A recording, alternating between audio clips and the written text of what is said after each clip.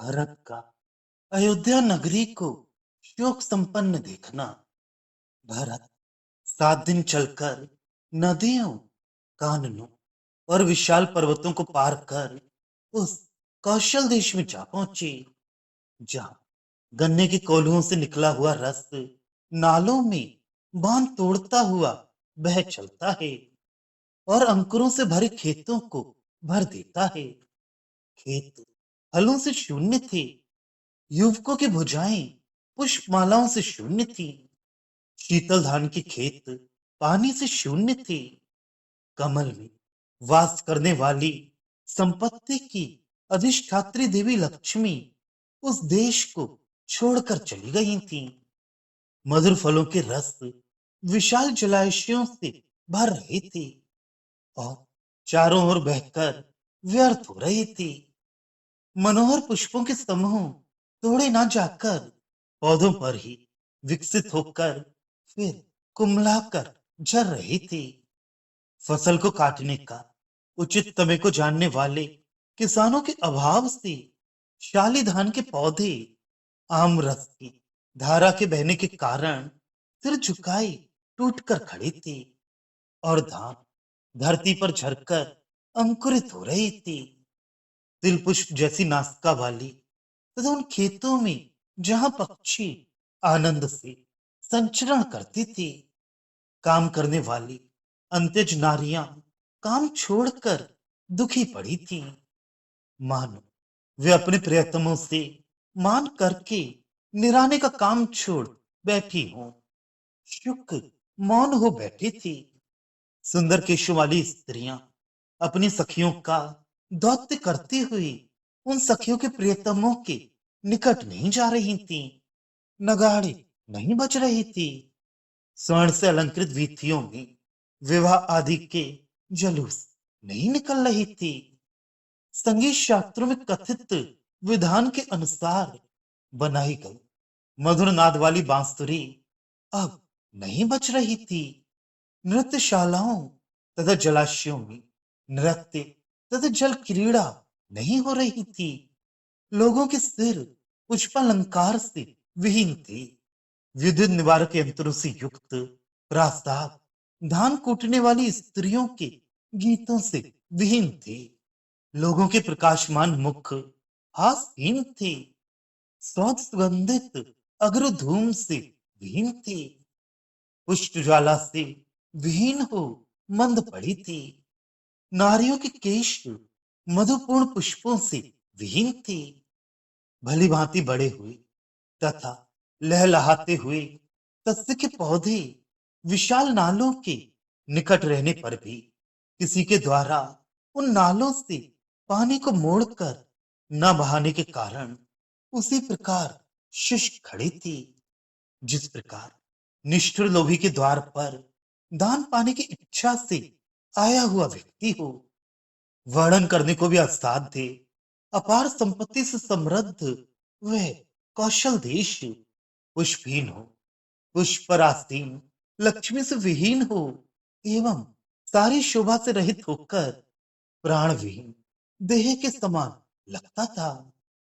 इस प्रकार के कौशल देश को देखकर भारत बहुत दुखी हुई, किंतु वहां घटित किसी वृतांत को न जानने से ये सोचते हुए कि शायद हम अब कोई शोक समाचार सुनने जा रहे हैं, वे रह रहकर आह भर रही थी।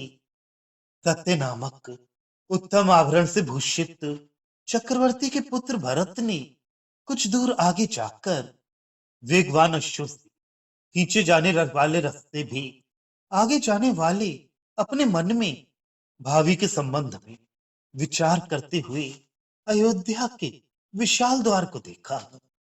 भरत ने उस नगर में उन दीर्घ ध्वजाओं को नहीं देखा जो ऐसी लगती थी मानो वे सहस्त्र सूर्य के पीछे चल चलकर उससे ये कहती थी कि तुम सारे ब्रह्मांड में घूमते घूमते थक गए हो, यहाँ किंचित समय ठहर कर विश्राम कर लो, तब जाओ।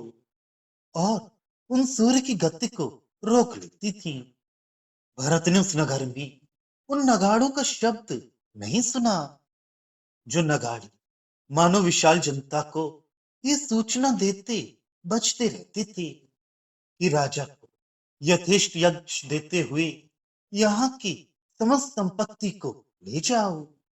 भ्रमरों से पिए जाने वाले मधु से युक्त पुष्पमाला को धारण किए हुए भरत ने मंगल गीत गाने वालों को तथा स्तुति पाठ करने वालों को प्रचुर मात्रा में उत्तम हाथी, हथनी, अन्य संपत्ति आदि पुरस्कार के रूप में ले जाते हुए नहीं देखा। लोक रक्षक चक्रवर्ती के पुत्र भरत ने भूसुरों अर्थात ब्राह्मणों को दान के रूप में गाय, गज, सुंदर संपत्ति आदि को ले जाते हुए नहीं देखा। मंडराने वाले भ्रमरों एवं वीणा आदि से सत्स्वर युक्त संगीत न गाए जाने के कारण वे अर्थात भ्रमर और वीणा आदि वाद्य आम के टिकोरे जैसे नैनों वाली मूक नारियों के केशों की समता कर रही थी। उस नगर की वीथियों में रथ, घोड़े, हाथी, शिविका, शकट आदि नहीं दिखाई देते थे, अतः वे वीथियां जल के सूखने पर सिकता में दिखने वाली नदियों के समान शोभा विहीन लगती थीं। सज्जनों के द्वारा प्रशंसित सद्गुणों से पूर्व भरत ने नगर भीतरी प्रदेश को अपनी पूर्व दिशा से विहीन देखकर अपने भाई शत्रुघ्न से कहा, हे अनुज, चक्रवर्ती के निवास भूत इस राजधानी की ऐसी दशा क्यों हुई? शत्रुओं को वीर स्वर्ग में पहुंचाने वाले तथा सजल मेघ जैसे कंधों वाले हे भाई, ये नगर मीन समान नैनों वाली लक्ष्मी से विहीन विशाल क्षीर सागर के जैसा लग रहा है। इसे देखो। उत्तम रत्न खचित आभरणों से भूषित सिंह समान अनुज शत्रुघ्न ने हाथ जोड़कर निवेदन किया, ऐसा लगता है कि इस नगर में कोई अति दारुण शोकप्रद घटना हुई है, जो साधारण नहीं है। लक्ष्मी भी युगांत तक अविनाशी रहने वाली इस नगर को छोड़कर चली गई है। इतने कुछ अधिक सोचने के पूर्व ही चक्रवर्ती कुमार विशाल तोरण से भूषित अत्युन्नत राजप्रासाद के द्वार पर आ पहुंचे और तुरंत अपने पिता के विश्राम स्थान में गए।